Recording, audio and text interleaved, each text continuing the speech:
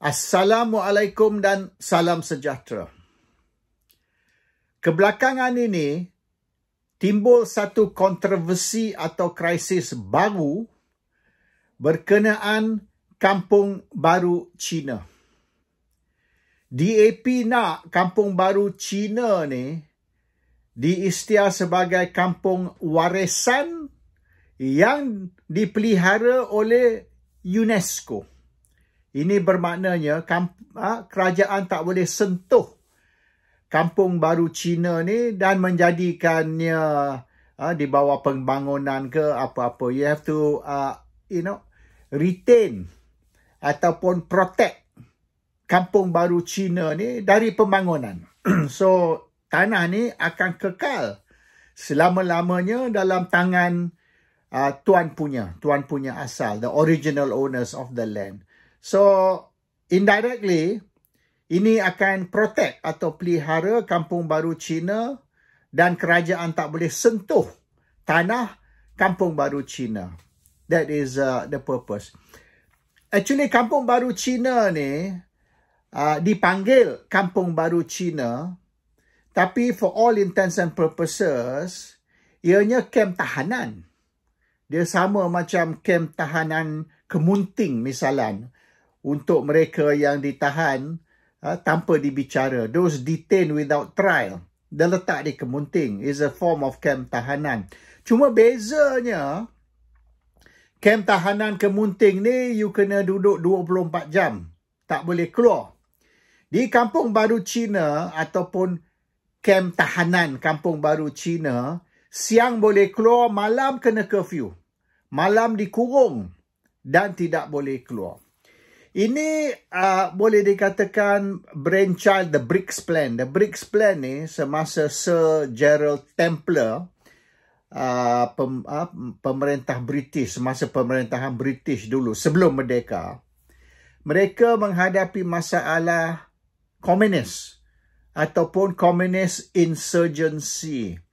Ini gerila-gerila yang di dalam hutan yang semasa Perang Dunia Kedua, tahun 41 dulu, semasa tercetus Perang Dunia Kedua, British juga yang membantu dan membekal senjata kepada tentera MPAJA, iaitu Malayan People's Anti-Japanese Army, yang kemudian bertukar menjadi the Communist Party of Malaya, CPM. Dan teroris ni, ataupun gerila army ni ditubuhkan oleh British. The British were actually behind the setting up of the guerrilla army. And officer dia masa dulu, officer orang putih, British officer. Dan pembekalan senjata dan sebagainya dibuat oleh British. Tapi selepas tamat Perang Dunia Kedua, tahun 45, tentera gerila ni tak serah balik senjata ke British. Dia bawa lari senjata, dia orang sorok senjata tu dalam hutan. Dan diguna kemudian untuk lawan British. Jadi, tamatnya Perang Dunia Kedua, tahun 45, tercetusnya peperangan baru, iaitu peperangan dengan gerila komunis. Tahun 50, 5 tahun kemudian, British telah lancar the war of the hearts and minds of the people. You see, British sedar kalau kita nak lawan komunis menggunakan senjata, susah. Bila komunis di dalam hutan, 10,000 komunis, katalah tentera komunis ataupun guerrilla army seramai 10,000, kita perlu 1,000,000 askar. Sebab mereka dalam hutan, tiap-tiap satu gerila kita kena ada 100 askar nak cari mereka, nak lawan mereka. So, very expensive war. Ini satu peperangan yang sangat-sangat mahal. Dan selepas Perang Dunia Kedua tu, Britain nak bankrupt. 1945 tu, bila tamat Perang Dunia Kedua, England nak bankrupt. Dah duit tak ada. So, nak continue, sambung peperangan baru melawan komunis, they don't have the financial resources. Mustahil British nak lawan satu peperangan yang memerlukan perbelanjaan begitu banyak. So, they have to fight a different war. Tak boleh peperangan melalui askar, melalui tentera. Nak sampai nak ada 100,000, 200,000. Itu pun tak cukup. 100,000, 200,000 askar kalau nak lawan 10,000 tentera komunis di dalam hutan. So, they have to fight a different war. And peperangan ni bukan peperangan bersenjata, tapi peperangan psikologi. Psychological war. Iaitu a war for the hearts and minds of the people. So, kita kena yakinkan rakyat yang komunis ni jahat, komunis ni tak baik, komunis ni mudarat bagi kita, dan komunis perlu ditentang, tak boleh disokong. Untuk orang Melayu, mereka guna agama. Komunis ni anti Tuhan. Komunis ni tak percaya kepada Tuhan. Komunis ni, they are, boleh dikatakan, anti-God. So, apabila orang Melayu dengar yang komunis ni atheist, kalau bahasa Inggeris kita kata atheist. When orang Melayu diberitahu komunis are atheist, maknanya mereka tak percaya kepada Tuhan, mereka tidak ada Tuhan. So, sebagai orang Islam, orang Melayu ni tak boleh sokong komunis. Komunis ni anti-Allah. Komunis ni anti-Quran. Komunis ni anti-Nabi Muhammad. Mereka musuh Islam. Musuh Allah. So, orang Melayu ni mudah dipengaruh untuk menentang komunis dengan menggunakan Islam. Kalau awak sokong komunis, maknanya awak murtad. Awak ni penyokong kafir. Worse than kafir. Kafir ni taklah seteruk komunis. Komunis ni anti Tuhan. Lagi teruk. Kawan-kawan kafir ni dia ada agama. Dia percaya Tuhan. Walaupun dia tidak percaya Islam. Tapi dia ada agama dia. Dia ada kitab dia. Dia semayang. Tapi komunis ni lagi teruk dari itu. Sebab komunis langsung tak percaya. Komunis ni musuh Tuhan. Komunis ni musuh semua agama. Tak kisah Islam ke atau agama lain. So, orang Melayu ni mudah dipengaruh ataupun orang kata tertipu. Itu pandangan masing-masing lah. Tapi orang Melayu mudah terpengaruh dengan menggunakan Islam. Iaitu kalau awak orang Islam, awak tak boleh sokong komunis. Kalau awak sokong komunis, awak terkeluar dari Islam. So, for the Malays is to win the hearts and minds of the people. Maknanya membuktikan yang kerajaan ni lebih baik dari tentera komunis ataupun pergerakan komunis. Bagi orang Cina pula, more difficult. You tak bolehlah kata ni, awak kalau percaya kepada komunis, maknanya awak sudah tidak bersama Buddha. Atau awak ni bukan Hindu. Atau awak ni bukan lagi umat Nabi Isa, ataupun awak bukan lagi Kristian. Dia tak boleh guna tu. So for the Muslims, we use Islam. Kita guna maknanya awak sokong komunis, awak murtad. Awak bukan lagi Islam. So bagi orang Melayu ni, it's easier. Orang bukan Melayu, terutama sekali orang Cina, you cannot use that. So Cina ni macam sama di selatan Thailand. Sampai tak berapa tahun dulu, selatan Thailand, southern Thailand, serupa. Dia orang ada dua bendera. Siang hari dia kibar bendera Thailand, malam dia orang kibar bendera komunis. Di Malaysia ni, orang Cina dulu, ini tahun 50 lah kita cerita, 1950. Ataupun selepas tamat Perang Dunia Kedua, di antara tahun 45 hingga tahun 50, orang Cina ni sokong kedua-dua. Kerajaan dia sokong siang hari, komunis dia sokong malam hari. So masalah tu, siang hari ni senang kita kawal. Malam ni susah nak kawal. So komunis ni dia keluar dari hutan malam hari dan dia pergi jumpa masyarakat Cina. Dia dapat bekalan ubat, bekalan duit, bekalan makanan. So they get logistics, logistic support ataupun bantuan logistik, baik dari segi cash, makanan, ubat dan sebagainya. So semasa tu tahun 50-an, British dia set up roadblock berkata. Jadi bila kereta nak pergi dari satu bandar ke satu bandar, dia kena lalu roadblock. Saya ingat lagi, saya kecil lagi masa tu. Masa kita pergi Port Dickson tu, berapa roadblock tengah jalan. So, British punya roadblock tu, dia bukalah cek kereta kita. Tengok kita ada makanan ke, kita ada ubat ke. Dan kalau kereta kita penuh dengan makanan ataupun ubat, dia orang rampas dekat roadblock. Tak boleh. So, bila kita nak pergi berkelah dekat Port Dickson dulu, kita tak boleh bawa makanan banyak sangat. Kalau kita bawa nasi lemak tu, okey. Kalau kita bawa makanan dalam tin misalnya, yang boleh disimpan. Kalau kita nasi lemak tu, maknanya kita bawa nasi lemak untuk berkelah, hari tu habislah. Tapi makanan dalam tin boleh simpan berbulan-bulan. So, ini semua akan dirampas. Nak stop bekalan makanan dan ubat dan sebagainya kepada komunis. So, malam, komunis keluar dari hutan. Mereka pergi ke masyarakat Cina dapat bekalan. Dan dia orang supply.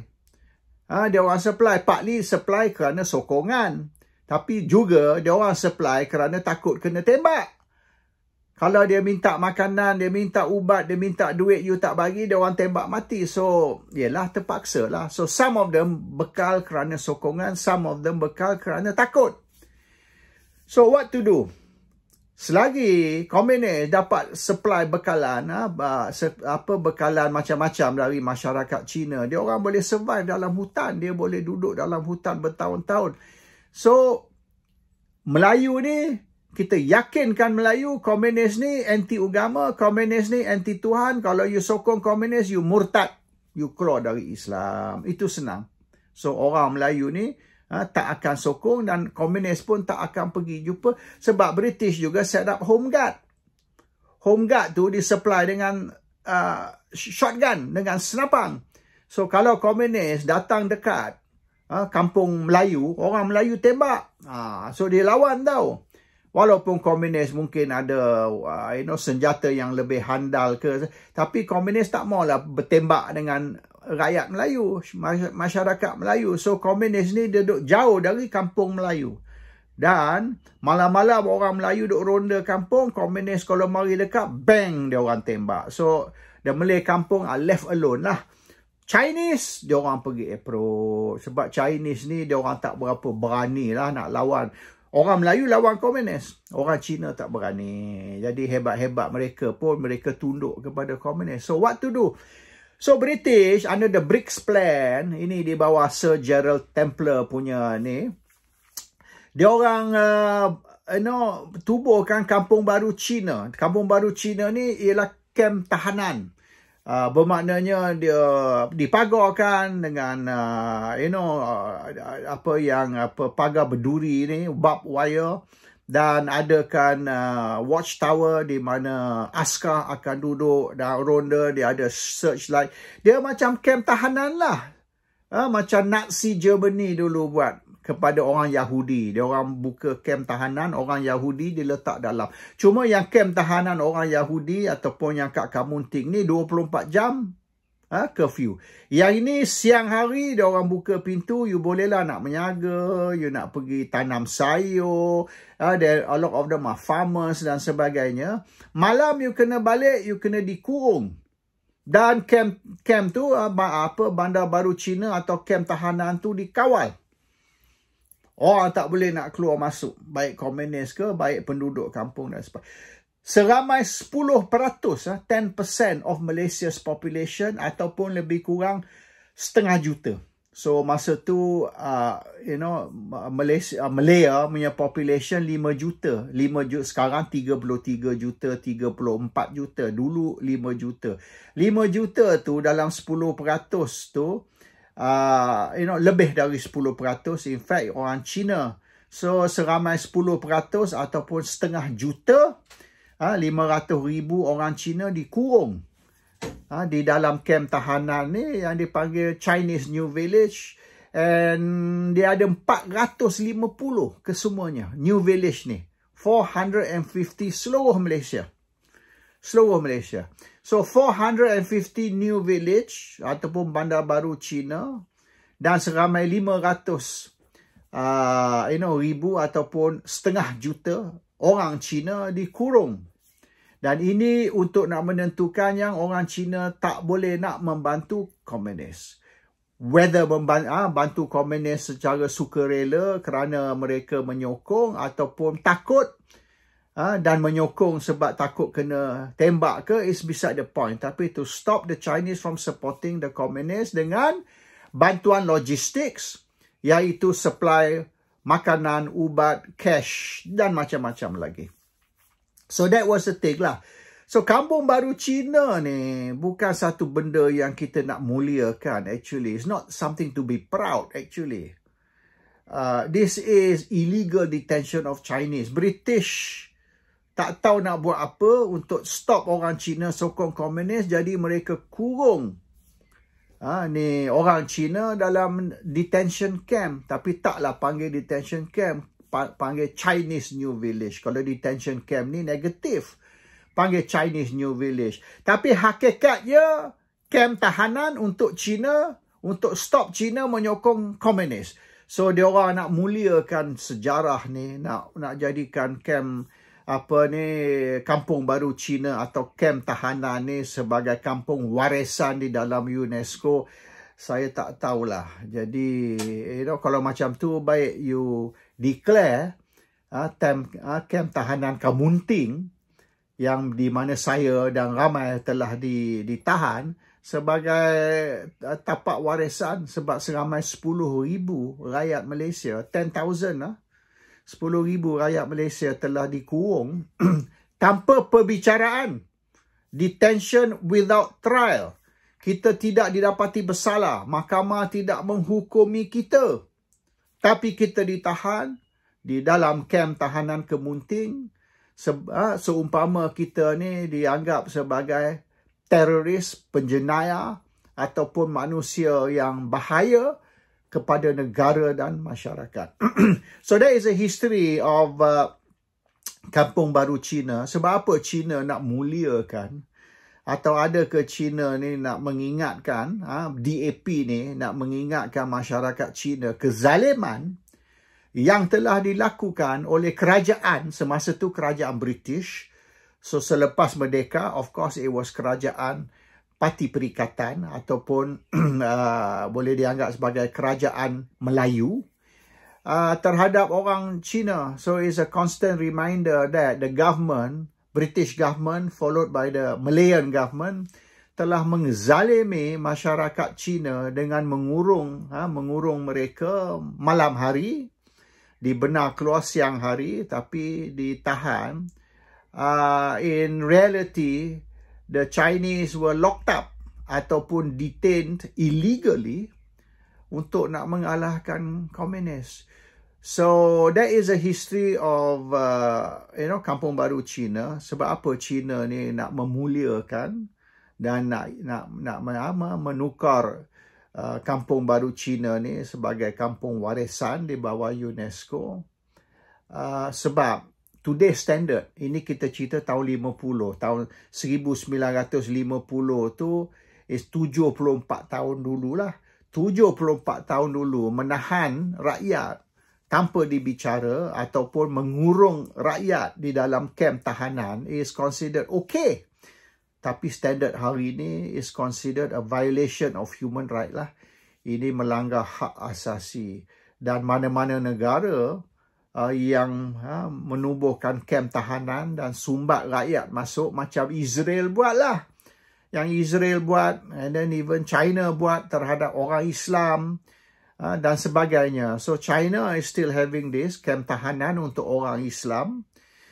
Israel juga ada kamp tahanan which they call refugee camps. Tapi refugee camp tu is concentration camp lah. Sama macam Germany buat kepada Yahudi, hari ini Yahudi buat kepada orang Palestin. Is considered a crime, dianggap sebagai crime. So itulah mungkin orang Melayu tak berapa tahu sejarah sejarah Kampung Baru Cina, dan sebab apa Cina dikurung di dalam tahanan dan orang Melayu tidak. Sebab orang Melayu ni British pandai. Dia kurung orang Melayu dalam Islam. Dia kurung orang Cina dalam kamp tahanan. So Islam ni boleh dikatakan satu senjata politik yang sangat-sangat bisa. Dan Islam ni kalau dipolitikkan, maknanya boleh menang perang saraf, psychological war. Dan kita akan cerita tentang Islam dan politik dalam video akan datang. Sebab saya tengok kebelakangan ni ramai orang Melayu sudah kutuk PAS. Kerana PAS ni berjaya mentahbiah orang Melayu dalam politik menggunakan Islam. So my answer to that is, kalau nak kalahkan PAS, perlu haramkan Islam. So itu kita bincang, insya-Allah masa akan datang. Assalamualaikum, salam sejahtera.